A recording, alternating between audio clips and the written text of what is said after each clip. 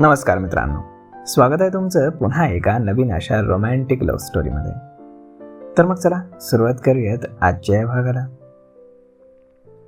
सलील आणि हर्षाली हॉटेलमध्ये बसले होते. हर्षालीनं सलीलला मोठ्या संकटातून वाचवलं होतं. तिचे आभार कसे मानावेत हेच त्याला कळत नव्हतं. पण ही कोण आहे, आपण हिच्याशी कधी बोललो नसताना तिनं ऐन वेळेस येऊन आपली मदत का करावी हे मात्र त्याला समजत नव्हतं. ते समजून घेण्यासाठी त्याने काही प्रश्न विचारताच ती बोलायला लागली. ती म्हणाली की माझं नाव हर्षाली आहे. माझे आजोबा या कॉलेजचे विश्वस्त आहेत. मी झालेला प्रकार माझ्या आजोबांच्या कानावर टाकणार आहे. पण यामुळे दिग्याला कॉलेजमधून काढून टाकण्यात येऊ शकतं. हो, काहीही होऊ शकतं. यावरती मग सलील काही वेळ शांत राहिला. हे बघ हर्षाली, मला वाटतं आपण दिग्याला एक संधी द्यायला हवी. यावर ती गप्प झाली. काय झालं? अरे काय वेडा माणूस आहेस. तो दिग्या सरळ सरळ तुझा जीव घेणार होता आणि तू त्याला वाचवण्याचा प्रयत्न करतोयस.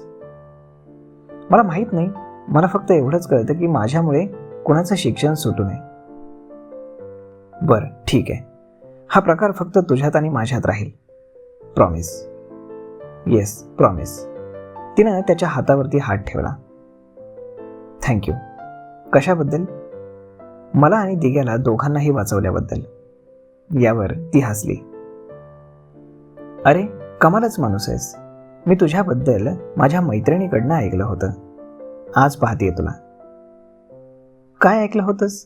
सलीलनं विचारलं. हेच दिग्याचं आणि तुझं झालेलं भांडण, आणि मग तू दिग्याच्या कानाखाली कशी लगावलीस ते सारं. मुली फार चवीनं सांगतात. अच्छा, हे मला माहीतच नव्हतं. मग अजून काय ऐकलंयस? आणखी खूप काही ऐकलंय, पण आज नाही सांगणार. बरं ठीक आहे, पण हे तरी सांग, तू ऐन संकटाच्या वेळी कशी काय पोहोचलीस? मी लायब्ररीमध्ये तुझ्या मागेच बसले होते. मी पाहिलं तर तू खूप मन लावून अभ्यास करत होतास. तू अचानक उठलास आणि बाहेर पडलास. मला तुझ्याशी बोलायचं होतं, मग मी सुद्धा बाहेर आले. मी तुला तुझ्या नकळत फॉलो करत होते. थोडं पुढे आले तर काही लोकांनी तुला घेरलं. मग मी मागेच थांबले आणि भिंतीच्या आडून काय होते ते पाहू लागले. आणि एका क्षणी बाहेर येऊन मध्यस्थी करावी असं मला वाटलं. बाकीचं तर तुला माहीतच आहे. थँक्स. तू आली नसतीस तर माझं काही खरं नव्हतं. काळजी घे. ती थांबली. आता तू कसं जाणार? आय मीन तुला घरापर्यंत सोडू का? नाही नाही नको, मी जाईल. मग ते दोघेही उठले. हॉटेलचं बिल तिनंच दिलं आणि ते बाहेर पडले. दिग्यानं सलीलवर हल्ला केल्याची बातमी ही तितक्याच वेगानं कॉलेजमध्ये पसरली. नेहमीप्रमाणे जेव्हा सलील कॉलेजमध्ये गेला तेव्हा सारे मित्रमैत्रिणी त्याच्याशी आस्थेनं विचारपूस करू लागले. तो मात्र हर्षाली कुठे दिसतेय का ते शोधत होता. पण हर्षाली त्याला कुठेच दिसली नाही. तितक्यात त्याला अपर्णा मॅडम दिसल्या. सलील, क्लासमध्ये ये, जरा तुझ्याशी बोलायचंय. ठीक आहे मॅडम, येतो, असं म्हणून तो वॉशरूमकडे वळाला. इकडे मॅडम वर्गामध्ये एकट्याच होत्या. सलील येऊन मॅडम समोर बसला. सलील, काल काय झालं? काही नाही मॅडम. सलील, लपवण्याचा व्यर्थ प्रयत्न करू नकोस. मला सगळं कळलंय. दिग्याचं आणि तुझं भांडण झालं होतं. त्यानंतर दिग्या तुला मारायला टपला होता. यावर मग सलील काही वेळ शांत थांबला आणि मग बोलू लागला. हो, ते खरं आहे. मग हे सगळं तू मला का नाही सांगितलंस? कारण तो थांबला. कारण दिग्याने मला धमकी दिली होती की मी तुमचा नाद सोडावा, अन्यथा तो माझी वाट लावेल. तो थांबून बोलला. मॅडम, तो इतर काही बोलला असता तर कदाचित मी त्याला सोडलेही असतं, परंतु तो तुमच्याबद्दल बोलल्यामुळे माझं डोकं तापलं आणि मग मागचा पुढचा विचार न करता मी त्याला एक जोरदार लगावली. अरे माझ्या मागे कोणी काहीही म्हणू शकेल, त्यासाठी भांडण करणं हे योग्य नाही. तू आमच्या निदर्शनास आणून दिलं असतंस तर मग आम्ही त्याच्यावरती कडक कारवाई केली असती. आणि काल देखील त्यानं तुला अडवलं ना? कालचा प्रकार कळलाय मला. दिग्या खूप चुकीचं वागतोय. तू दुपारी ये, मी दिग्यालाही बोलवलंय. ठीक आहे मॅडम. चल आता मी जरा काम करते, असं बोलून त्या आपल्या कामाकडे वळाल्या. इकडे दुपारची वेळ होती. दिग्या आपल्या 2 मित्रांना घेऊन मॅडमच्या क्लासरूमकडे वळाला. मॅडम, येऊ का? या, दिगंबर शेठ तुमचीच वाट पाहत होते, मॅडम त्याला उपहासाने म्हणाल्या. दिगंबर आत येऊन मॅडम समोर बसला. थोड्याच वेळामध्ये तिथे सलीलही आला.